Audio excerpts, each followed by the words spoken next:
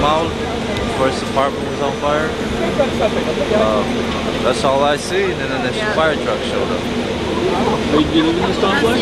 Yeah, I live just down the hall here. Did you smell smoke? As soon as I stepped out into the hallway. Yeah. Causing the alarm to go off, I'm the caretaker. Oh. And as I was running down the steps, I could smell smoke, so I started to yell to everyone to get out. And when I came out the front door, the flames were totally engulfed in that suite.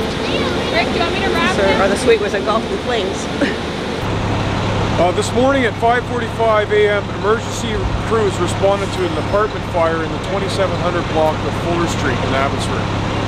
Upon arrival, there was one suite that was fully engulfed. The fire was quickly extinguished by the fire department. How much damage was done? There's a lot of damage done, but I don't have a dollar value for you. The likely cause of the fire, however, is a candle left lit overnight by the lone occupant of the suite.